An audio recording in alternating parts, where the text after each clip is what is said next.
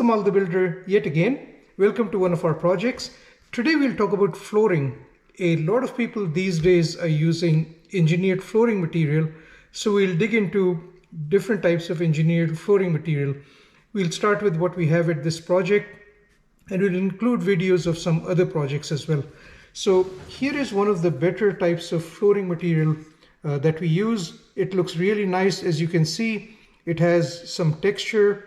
It has some grains. It's made to look like wood. It's available in different types, and usually it comes to us finished. We don't have to sand it. We don't have to stain it. We don't have to do anything with it except to install it. You'll also notice a couple things. The better quality material has thicker laminates here. Also, it has some padding in the back, so we don't have to install a padding below the wood as it is required in some other types of wood. Also, notice these edges. Notice how these are formed. So this basically makes the material waterproof, or it's listed as being waterproof. And once these edges come together like this, they basically form a tight connection because of those grooves, and they overlap, and you'll be able to see that they form a really tight connection. So as a result, the floor is really water resistant. Although some of these are labeled as watertight, I call them water resistant because of this overlap. And the grooves are really tight. And this is good quality material. So always look at what's available, what the thickness is that you want, what your choices are in colors and textures, and whether it has any padding built in, and of course, whether it fits your budget. So there's a lot of good material available. We'll share with you videos of some other material also that we use. Thanks again for being with us. Here is a perspective of how the floor looks as it's installed. We are installing it in this project. Flooring is done, but the entire project is not done yet. We're in the middle of construction. Pardon the dust, but look at the floor and how beautiful this floor looks. This is the same floor I just showed you.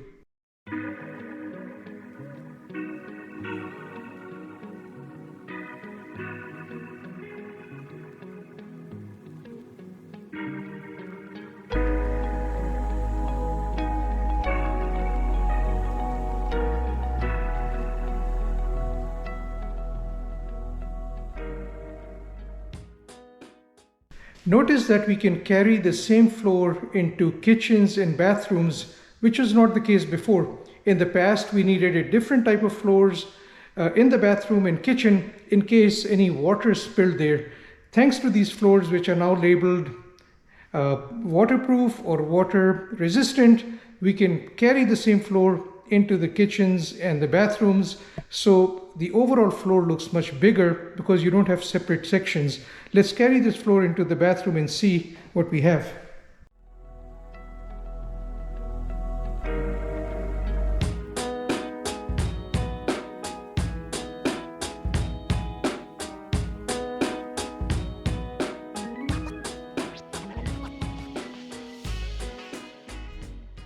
Clearly, we are still working on this bathroom. The tile work is done. The vanity still has to come in, but the same floor is carried into the bathroom,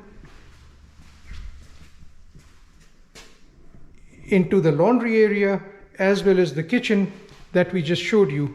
Also, we want to point out, as we install this floor, we leave a gap of 3/8 inch or so between the engineered wood and the walls, in case, because of changes in temperature and humidity, in case the floor expands or shrinks, it has room to do that.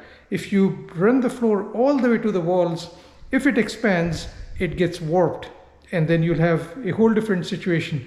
So that's why we leave this tiny gap between the floors and the walls, and we'll point out that gap. The reason I'm mentioning this is that's where baseboard comes in. Baseboard is installed over that gap, so you don't see that gap between the floor and the walls. Let's show you that gap.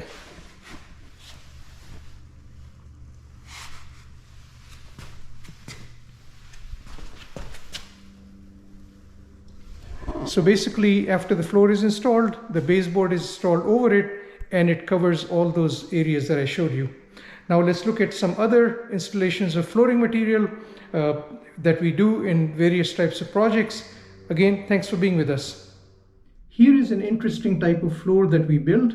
We generally build this floor in Spanish homes, and this floor is made out of porcelain, has really nice, interesting, rounded edges instead of being perfect squares. So each floor tile has these rounded edges, and between these edges are these little pieces called tacos. They look really beautiful. I'll give you a perspective of what these floors look like.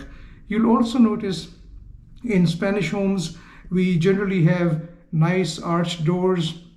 We do glazing on the doors, which is really special.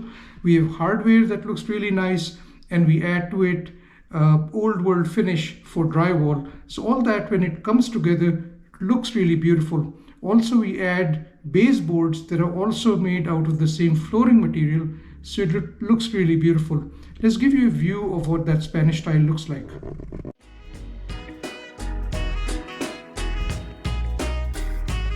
These are the tacos that I was talking about.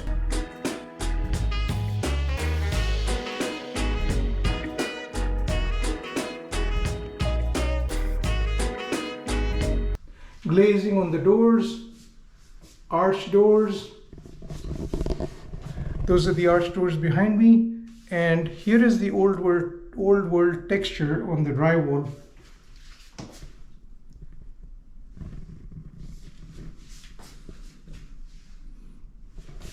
So all these pieces come together, but the whole discussion was about flooring. It all started with the floor for the Spanish home, and we complemented all that with arched doors like the ones behind me, as well as old world texture. And the door hardware is also really beautiful, and it goes well with the overall theme. And not everything is really old-fashioned. We have things like Bluetooth locks or electronic locks, such as this one, but all that goes together, and it comes together really well. Even though this is new construction and a new home, we put in all these features that look really well, go really well with each other, and all the floor, the baseboards, the doors, old world finish on the drywall, electrical fixtures, all this comes together to give this a really beautiful look. Let's look at another floor in the same house. Sorry, slightly noisy here. This is another part of the same house, and there's some work going on behind me, so you hear some noises. But in here we have a different type of porcelain floor. It's really beautiful. It's a Spanish floor. And now this one has square pieces, but the corners are not rounded, and there are no tacos like the floor I just showed you. But this floor is really beautiful, and the baseboard is also made out of the same material. And we'll show you with arched doors. These look really, really nice.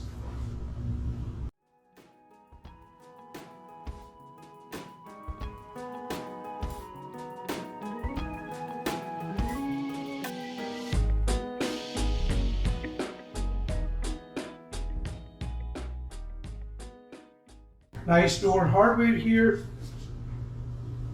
And again, with arch doors that we glaze, that looks really, really nice. The doors really pop. So here we've shown you a different type of flooring material, porcelain tile, different type of tile in a different part of the house, different type of tile in this part of the house, and they go really well and complement the nature of the Spanish home. While we are on the subject of flooring, let's give you a few more details about what happens with flooring. I'm here today in San Francisco at a 2-story project. You can see a staircase behind me.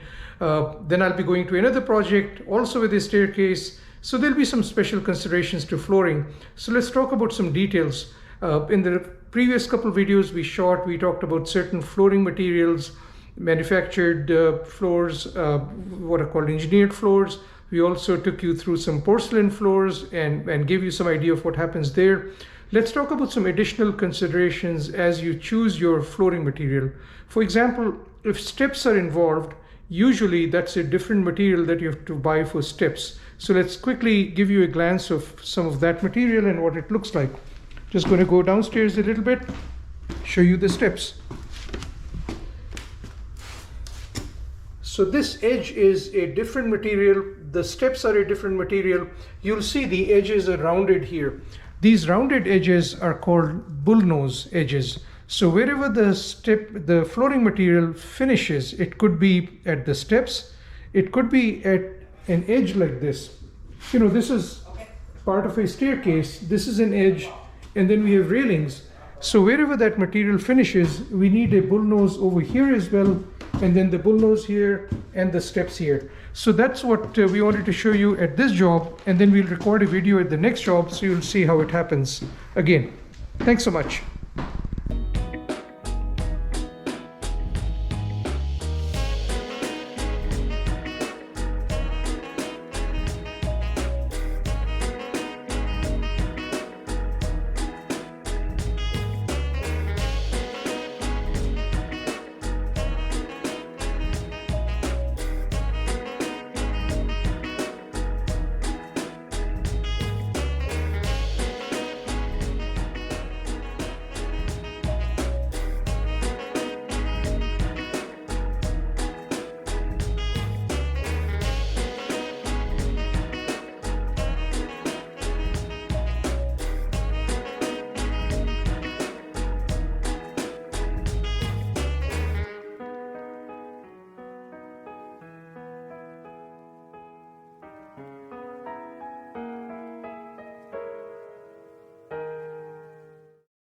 Kamal the Builder once again. As you know, we've described to you so far a couple of types of floors. We've shown you a perspective of engineered floor, and the first one we showed you had certain characteristics to it. It was thicker than other types of cheaper engineered wood floors.